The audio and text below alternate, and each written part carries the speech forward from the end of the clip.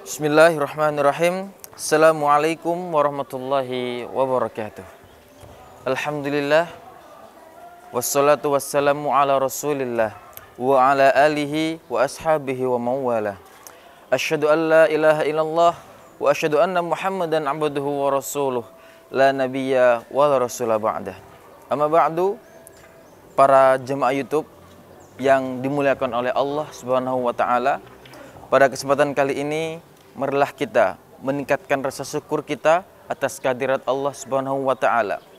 Karena pada hari yang ke-22 ini di bulan Ramadan kita masih diberi kesempatan untuk berpuasa di bulan Ramadan. Salawat dan salam senantiasa kita curahkan kepada junjungan kita Nabi Muhammad SAW yang telah memimpin kita dari jalan kegelapan menuju jalan yang terang benderang, yakni dengan membawa ajaran agama Islam. Para jemaah YouTube yang berbahagia, Rasulullah SAW bersabda, "Man shoma Ramadhana imanan wahtisaban, ghufira lahu ma taqaddama min dzambi." Pada hadis ini dapat kita ketahui bahwasanya ada dua aspek penting yang perlu kita tanamkan pada jiwa kita selama berpuasa di bulan Ramadan. Apa dua aspek itu?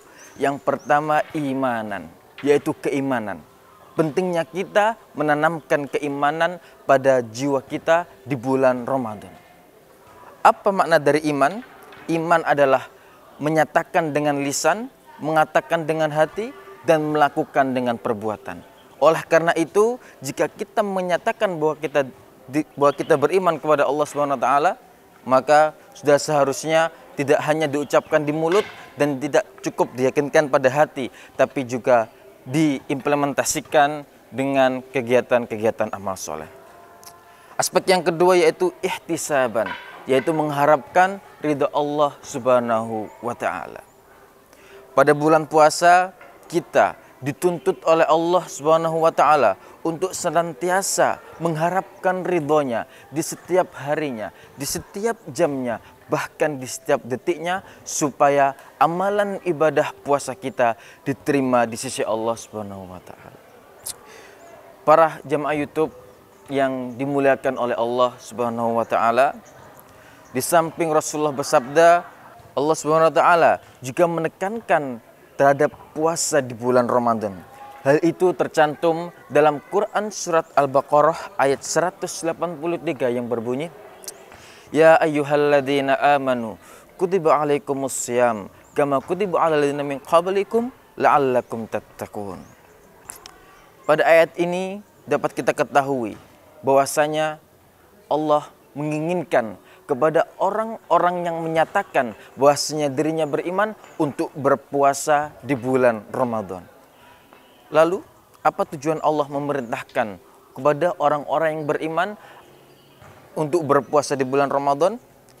Jawaban itu tertera di penghujung ayat Quran surat Al-Baqarah ayat 183, yaitu la'allakum tattaqun, supaya kita bisa mendapatkan predikat takwa di sisi Allah Subhanahu wa taala.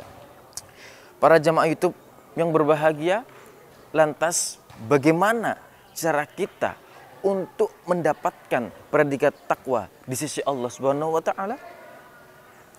Imam As-Sa'di dalam kitab tafsirnya Taisirur Rahman mengatakan bahwasanya puasa adalah sebab yang paling besar yang dapat meningkatkan ketakwaan seseorang yang beriman.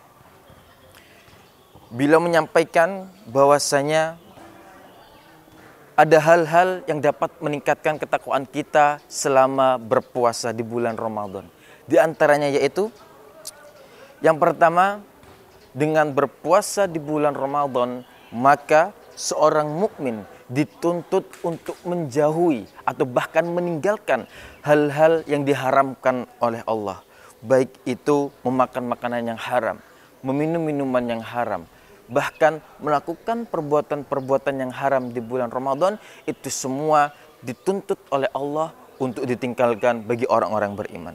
Sehingga ketika meninggalkan hal tersebut, maka ketakwaan yang ada pada jiwa orang-orang yang beriman meningkat di hadapan Allah Subhanahu wa taala. Adapun yang kedua, yaitu orang yang beriman dituntut untuk mendekatkan dirinya kepada Allah Subhanahu wa taala. Artinya apa para jamaah YouTube yang berbahagia?